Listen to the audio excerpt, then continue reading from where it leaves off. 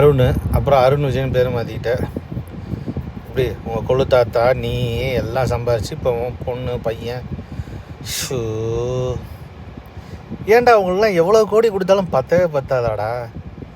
எறும்பு கூட என்னன்னு கேட்டிங்கன்னு வச்சுக்கோ, ஒரு வீட்டில் வந்து 1000 பேர் 2000 பேர் இருக்காங்க.